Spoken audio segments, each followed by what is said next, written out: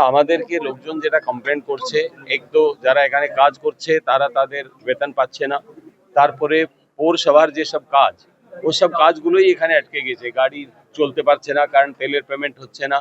যখন আমরা এটা ইনকোয়ারি করলাম তখন দেখলাম কি যে পৌরসভা যে পেমেন্টের পদ্ধতি আছে তার মধ্যে ট্রেজারির ওটিপি যায় চেয়ারপারসন যিনি আছেন তার মোবাইল ফোন, যেটা পৌরসভারই মোবাইল ফোন, তার উপরে উনি ওই মোবাইল ফোন সিম নিয়ে উধাও হয়ে গেছেন, ওনাদেরকে খুঁজে পাওয়া যাচ্ছে না। তো এই জন্যে আমরা বলেছি আপনারা থানায় কমপ্লেন করুন, থানায় কমপ্লেন করে ওনার ওখান থেকে কাছ থেকে ওটা রিকভার করা হবে।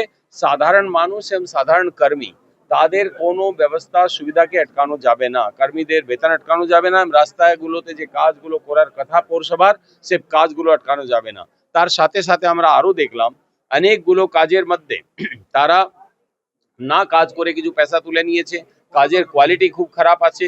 তো ওই জিনিস নিয়েও আমরা যে এক্সিকিউটিভ অফিসার আছে, সেক্রেটারি আছে, ফাইন্যান্স অফিসার আছে, সকলকেই বলেছি তোমরা এটার উপরে কমপ্লেন করো, থানা তদন্ত করবে এবং যারা যারা এই সকল ভ্রষ্টাচারের মধ্যে লিপ্ত আছে তাদের প্রত্যেকের বিরুদ্ধে কড়া ব্যবস্থা নেওয়া হবে। মুখ্যমন্ত্রীকে আমরা জানাবো, আমরা যাব, এদের বিরুদ্ধে কঠোরতম ব্যবস্থা নেওয়ার জন্য অনুরোধ করব। অনেক কোটি টাকার কাজ হয়েছে, এখন এটা তো পুরো যখন ওরা কমপ্লেন দেবে তখন জানা যাবে তাও কয়েক কোটি টাকার কাজ এরকম করেছে। সব হবে, ওদের জন্য কি আটকে থাকবে? মানুষের কোনো সেবা আটকে থাকবে না। আমরা এটাই ব্যবস্থা করার জন্য আমাদের সিনিয়র লিডার অর্জুন সিং জি, ওনার সাথে আমি আসলাম, আমরা এটা চালু করানোর জন্যই এসেছি।